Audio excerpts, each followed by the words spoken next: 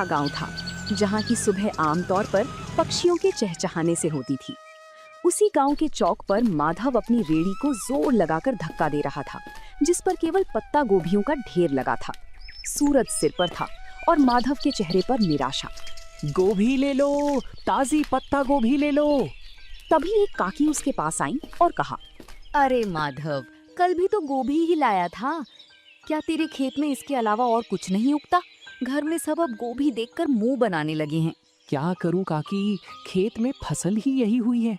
बहुत सस्ती दे रहा हूँ, 2 किलो ले लो। नहीं रे बेटा, मुफ्त में भी देगा तो कोई नहीं खाएगा। कुछ नया लाए तो बता देना। सबको कुछ नया चाहिए, पर नया लाने के लिए पैसे कहाँ से आएंगे? अगर आज ये गोभी नहीं बिकी तो कल का चूल्हा भी नहीं जल पाएगा। माधव वहीं सड़क किनारे बैठ गया।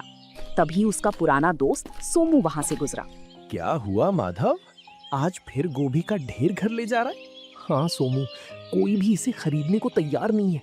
सब इन पत्ता गोभी से पक गए हैं। समझ नहीं आता इन पत्ता गोभियों का क्या करूं।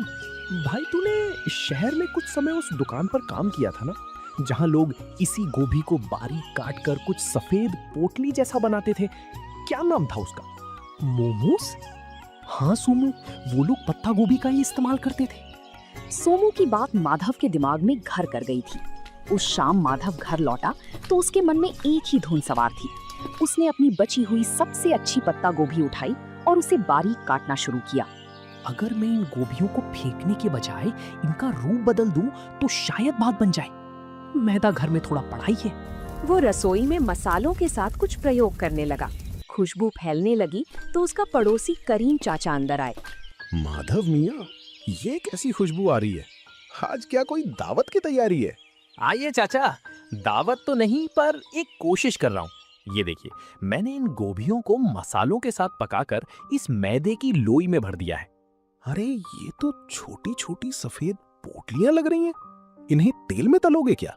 नहीं चाचा, इन्हें बस भाप में पकाऊंगा। ये बिना तेल का खाना होगा, जो गांव वालों के लिए बिल्कुल नया होगा। बिना तेल का? क्या लोग खाएंगे? यहाँ तो सबको तला भुना पसंद है। स्वाद अच्छा हुआ तो सब खाएंगे चाचा। बस दुआ कीजिए कि ये भाप में ठीक से पक जाए। कल सुबह गांव के चौराहे पर मैं इसी का ठेला लगाऊंगा। हिम्मत तो बड़ी है तेरी। चल ये पक जाए तो एक मुझे भी चखाना। अगली सुबह सूरज की पहली किरण के साथ ही माधव गांव के चौराहे पर पहुंच गया था। उसने अपनी रेड़ी के एक तरफ कटी हुई पत्ता गोभी रखी थी और दूसरी तरफ पीतल के एक बड़े बर्तन से भाप निकल रही थी। गांव के लोग जो रोज माधव को गोभी बेचते देखते थे, आज रुक रुक कर उसे ताकने लगे। तभी गांव का हलवाई बनवारी उसके ठेले पर आया और कहने लगा, अरे माधव, आज तेरा ये पत्ता गोभी का ठेला बड़ा चमक रहा है। ये बड़े बर्तन में क्या उबाल रहा है भाई? सुबह सुबह चाय बना रहा है क्या? नहीं बनवारी भाई, ये चाय नहीं है, इसे मोमोस कहते हैं। शहर का बड़ा मशहूर नाश्ता है। आज पहली बार अपने गांव में लाया हूँ। मो क्या? नाम तो बड़ा अजीब है, पर खुशबू बड़ी सौंधी आ रही है। इसमें डाला क्या है? वही अपनी ताजी पत्ता गोभी है भाई, बस बनाने का अंदाज नया है। ये देखिए, साथ में ये लाल चटनी भी है। तभी गांव का एक बुजुर्ग उसके पास आया और उसने कहा, बेटा, ये दिखने में तो बड़ा कोमल लग रहा है। क्या ये बुजुर्गों के खाने लायक है? मेरे दांत अब सख्त चीजें नहीं चबा पाते। बाबा, ये तो मुंह में जाते ही घुल जाएगा। ये भाप में पका है, बिल्कुल रूई जैसा नरम। आप बस एक बार जरा सा चक्कर देखिए। बुजुर्ग ने एक छोटा सा टुकड़ा चखा। पूरा चौराहा शांत हो गया। सब बुजुर्ग के चेहरे के भाव देख रहे थे। जैसे ही बुजुर्ग ने मोमोज का टुकड़ा चबाया, उनके चेहरे पर एक बड़ी सी मुस्कान फैल गई। माधव ने उन्हें थोड़ी और लाल चटनी दी। देखते ही देखते वहां मौजूद दूसरे लोग भी अपनी बारी का इंतजार करने लगे। वाह माधव, ये तो वाकई कमाल की चीज है। इतना नरम और जायकेदार, और ये लाल चटनी, इसने तो सोई हुई जुबान को जगा दिया। तभी वहां माधव का दोस्त सोमू भी आ जाता है। माधव, मुझे भी एक प्लेट दे भाई। कल तो तू बड़ा परेशान था और आज तूने यहाँ कमाल कर दिया। अब जल्दी जल्दी इसका स्वाद सबको चखा दे, लोग इंतजार कर रहे हैं। हाँ सोमू, सबको दूंगा, पर ध्यान रखना, चटनी थोड़ी तीखी है, संभल कर खाना। अरे माधव, तीखा ही तो असली मजा है। शहर में लोग क्या वाकई रोज यही खाते हैं? मुझे तो लगता था वहाँ के लोग बस महंगा खाना जानते हैं। हाँ काका, शहर में तो इसे खाने के लिए लंबी लाइनें लगती हैं। मैंने सोचा जब हमारे खेत में इतनी अच्छी गोभी होती है तो हम गांव वालों को ये स्वाद क्यों ना मिले। भाई माधव, तूने तो मेरी मिठाई की दुकान के सामने रौनक लगा दी। एक प्लेट मेरे लिए भी लगा। देखूं तो सही, इस पत्ता गोभी के नए अवतार में ऐसा क्या जादू है। दोपहर होते होते माधव की सारी पत्ता गोभी खत्म हो गई थी, लेकिन सब्जी के रूप में नहीं बल्कि मोमोज के रूप में। माधव ने आज पहली बार अपने हाथ में इतने पैसे देखे थे। उसकी आंखों में खुशी के आंसू थे और मन में एक नया हौसला। उसे समझ आ गया था कि मेहनत और नयापन कभी बेकार नहीं जाता। जिसके बाद अगले कुछ दिनों तक माधव का काम तेजी से चल पड़ा। अब लोग सुबह से ही माधव के आने का इंतजार करने लगे थे। लेकिन जैसे जैसे काम बढ़ा, माधव के पास संसाधनों की कमी होने लगी। उसके पास सिर्फ एक छोटा बर्तन था और अकेले सारा काम करना उसके लिए मुश्किल होता जा रहा था। गोभी काटना, मैदा गूंथना, फिर उसे बेलना और फिर भाप देना, अकेले करते करते हाथ जवाब देने लगे हैं। पर अगर रुक गया तो लोग निराश हो जाएंगे। तभी करीम चाचा उसके पास आते हैं और कहते हैं, क्या बात है माधव मियाँ, काम कैसा चल रहा है? आज चेहरे पर वो चमक नहीं है जो हमेशा रहती है। काफी थके थके से भी लग रहे हो। चाचा, काम तो बहुत है पर हाथ सिर्फ 2 हैं। लोग को मेरे हाथों के मोमोज बहुत पसंद आने हैं और अब वे उसे ज्यादा मात्रा में मांग रहे हैं। और मेरे पास बर्तन इतना छोटा है कि एक बार में सिर्फ 10-12 मोमोज ही बन पाते हैं। अरे ये तो बहुत अच्छी बात है। अगर बरकत हो रही है तो घबराता क्यों है? शहर जा और एक बड़ा स्टीमर लेकर आ। और सुन, सारा काम अकेले क्यों करता है, किसी को साथ लगा ले। पैसे तो आ रहे हैं चाचा, पर क्या ये काम टिकेगा? कहीं लोग 4 दिन बाद ऊब गए तो मेरी सारी कमाई डूब जाएगी। मेहनत कभी नहीं डूबती बेटा। तूने साधारण सी पत्ता गोभी को पहचान दिलाई है। अब खुद को एक बड़ा व्यापारी बनाने की सोच। करीम चाचा की सलाह मानकर माधव ने अगले दिन अपनी रेहड़ी नहीं लगाई। वो पास के बड़े कस्बे के बाजार गया। वहाँ की भीड़ भाड़ देखकर उसे अपने पुराने दिन याद आ गए, जब वो दूसरों की दुकानों पर काम करता था। आज वो अपनी खुद की दुकान के लिए सामान खरीदने आया था। आइए भाई साहब, क्या दिखाऊं?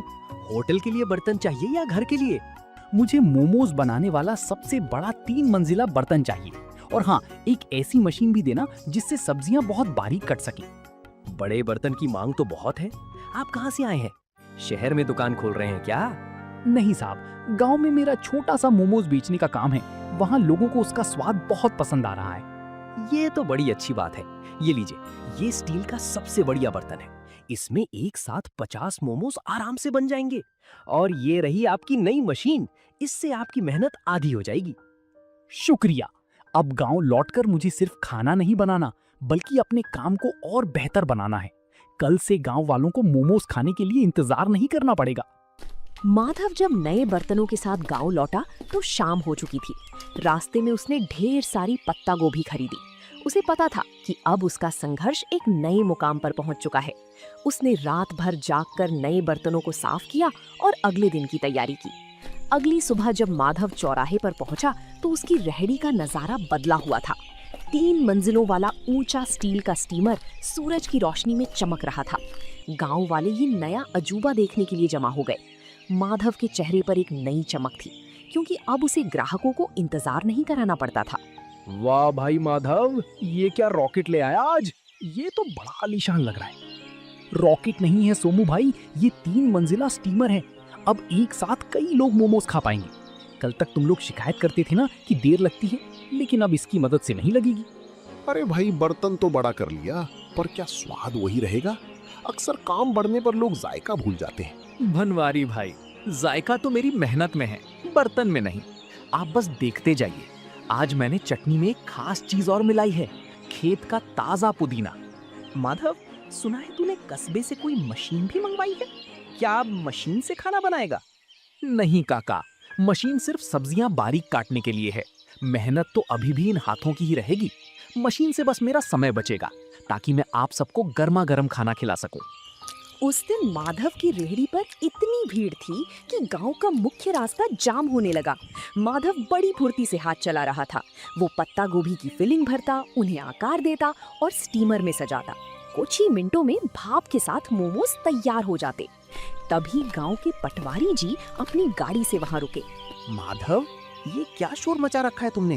पूरा गांव यहीं जमा हो गया है क्या? प्रणाम पटवारी जी, कुछ नया शुरू किया है। ये पत्ता गोभी के मोमोज हैं। आप भी जरा चक्कर देखिए, फिर बताइएगा कि गांव में ये कैसा लग रहा है। पटवारी जी ने जैसे ही एक निवाला खाया तो उन्होंने कहा, वाकई मैंने शहर में कई जगह के मोमोज खाए हैं, पर तुम्हारी ये पत्ता गोभी की फिलिंग और ये देसी पुदीने वाली चटनी, इसका कोई जवाब नहीं। तुमने तो कमाल कर दिया। शुक्रिया साहब, बस सोच रहा था कि अपनी गोभी को फेंकने से अच्छा है उसे इस तरह लोगों तक पहुंचाया जाए। माधव, अगले हफ्ते तहसील के कुछ बड़े अधिकारी गांव आ रहे हैं। क्या तुम उनके लिए भी ऐसा कुछ इंतजाम कर सकते हो? मैं चाहता हूँ वो देखें कि हमारे गांव के युवक कितने मेहनती हैं। ये तो मेरे लिए सौभाग्य की बात होगी साहब। मैं उनके लिए सबसे बेहतरीन मोमोज तैयार रखूंगा। माधव के लिए ये सिर्फ एक ऑर्डर नहीं था, बल्कि उसके हुनर को मिलने वाली सरकारी पहचान की शुरुआत थी। उस रात माधव ने चैन की नींद ली, क्योंकि अब वो सिर्फ एक गरीब सब्जी वाला नहीं, बल्कि गांव का मोमोज मैन बन चुका था। पटवारी जी का वादा माधव के लिए एक बहुत बड़ी चुनौती और अवसर दोनों था। तहसील के अधिकारियों का आना कोई छोटी बात नहीं थी। माधव ने तय किया कि वो इस मौके को हाथ से जाने नहीं देगा। उसने अपने छोटे से रसोई घर को साफ किया और अपनी रेहड़ी को अच्छे से सजाया। माधव बेटा, कल का दिन बहुत बड़ा है। सुना है शहर से बड़े साहब लोग आ रहे हैं। क्या तूने सारी तैयारी कर ली? हाँ चाचा, मैंने आज सुबह ही खेत से सबसे ताजी और कोमल पत्ता गोभी तोड़ी है। मैं नहीं चाहता कि स्वाद में जरा भी कमी रहे, बस थोड़ा डर लग रहा है। डर कैसा? तूने तो पूरे गांव का दिल जीत लिया है। वो तो फिर भी बाहर के लोग हैं। बस अपनी सादगी और सफाई का ध्यान रखना। सोमू, तू कल मेरी मदद करेगा? मुझे प्लेटें लगाने और पानी पिलाने के लिए किसी भरोसेमंद इंसान की जरूरत होगी। तू चिंता क्यों करता है भाई? मैं सुबह ही पहुंच जाऊंगा। हम दिखा देंगे कि हमारे गांव का स्वाद किसी बड़े शहर के होटल से कम नहीं है। दोपहर का समय था।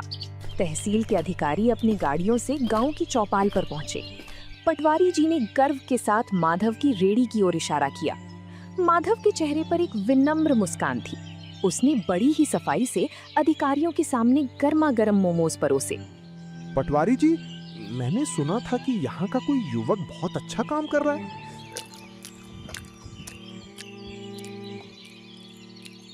अरे ये तो वाकई लाजवाब है। इतना हल्का और इतना शुद्ध स्वाद। शुक्रिया साहब, ये सब मेरे खेत की पत्ता गोभी का कमाल है। मैंने इसमें कोई बनावटी मसाला नहीं डाला है। हैरानी की बात तो ये है कि गांव के माहौल में तुमने इतनी सफाई और हाइजीन का ध्यान रखा है। तुम्हारा ये तरीका वाकई काबिले तारीफ है। माधव, क्या तुम कभी शहर आकर अपना स्टॉल लगाना चाहोगे? वहां तुम्हें और भी बड़ा बाजार मिल सकता है। साहब, शहर में तो बहुत लोग हैं। मैं चाहता हूँ कि मेरे गांव के लोगों को यहीं पर अच्छी और नई चीजें खाने को मिले। मैं यहीं रहकर अपने काम को बड़ा बनाना चाहता हूँ। बहुत खूब। तुम्हारी ये सोच देखकर अच्छा लगा। हम तुम्हारी मदद करेंगे ताकि तुम एक छोटी सी पक्की दुकान खोल सको। हमें ऐसे ही मेहनती युवाओं की जरूरत है। अधिकारियों ने न केवल पेट भर खाया, बल्कि जाते समय माधव की काफी तारीफ भी की। उस दिन माधव को समझ आया कि सफलता के लिए गांव छोड़ना जरूरी नहीं, बल्कि अपनी जगह रहकर कुछ अलग करना जरूरी है। अधिकारियों की मदद और अपनी मेहनत की कमाई से माधव ने आखिरकार गांव के मुख्य चौराहे पर एक छोटी सी पक्की दुकान किराए पर ले ली। अब उसे धूप और बारिश में रेहड़ी खड़ी करने की चिंता नहीं थी। उसने अपनी दुकान का नाम रखा माधव का देसी जायका। दुकान की दीवारों पर उसने खेत और गांव के सुंदर चित्र बनवाए थे। अरे भाई माधव, अब तो तू सेठ बन गया। इतनी सुंदर दुकान और वो भी गांव के सबसे मुख्य मोड़ पर। अब तो हमें बैठने के लिए कुर्सियां भी मिलेंगी। सेठ नहीं बनवारी भाई, बस आप सबका प्यार है। दुकान पक्की हो गई है तो क्या हुआ, स्वाद तो आज भी वही मिट्टी से जुड़ा रहेगा। आइए, आज उद्घाटन के दिन पहली प्लेट आप ही के नाम। माधव मियाँ, देख रहे हो, जहाँ तू कभी गोभी का ढेर लेकर उदास बैठा रहता था, आज वहाँ तेरे नाम की धूम मची है। मैंने कहा था ना, गोभी को पहचान तूने दी है। चाचा, ये सब आपकी बातों का ही असर है। अब मैंने सोचा है कि मैं गांव के 2 और बेरोजगार युवकों को यहाँ काम पर रखूंगा। उन्हें मैं खुद ट्रेनिंग दूंगा ताकि वो भी अपना हाथ साफ कर सकें। बहुत नेक ख्याल है बेटा। तरक्की वही है जो सबको साथ लेकर चले। वक्त बीतता गया और माधव की दुकान अब केवल सोनापुर ही नहीं बल्कि आसपास के 10 गांवों में मशहूर हो गई। लोग दूर दूर से उसके पत्ता गोभी मोमोज खाने आने लगे। माधव ने कभी अपनी गुणवत्ता से समझौता नहीं किया। वो आज भी रोज सुबह अपने खेत से ताजी गोभी खुद तोड़कर लाता था। माधव भाई, आज तो शहर से भी कुछ लोग आए थे। कह रहे थे कि सोशल मीडिया पर तुम्हारी दुकान की बड़ी चर्चा है। अब तो तुम्हें शहर में भी ब्रांच खोल लेनी चाहिए। सोमू, शहर की चकाचौंध अपनी जगह है, पर जो सुकून इस गांव की हवा और अपनों के बीच काम करने में है वो कहीं नहीं। मेरा मकसद सिर्फ पैसा कमाना नहीं था, बल्कि अपनी मेहनत को एक नई दिशा देना था। तुमने वाकई साबित कर दिया कि अगर इरादा पक्का हो तो एक गरीब सब्जी बेचने वाला भी अपने हुनर से तकदीर बदल सकता है। मेहनत का कोई विकल्प नहीं होता सोमू। आज जब मैं पीछे मुड़कर उन पत्ता गोभी से भरी रेहड़ियों को देखता हूँ तो मुझे गर्व होता है कि मैंने हार नहीं मानी। तो दोस्तों, आप लोगों को ये कहानी कैसी लगी कमेंट करके जरूर बताएं और ऐसी कहानियों को देखने के लिए वीडियो को लाइक करें और चैनल को सब्सक्राइब करें।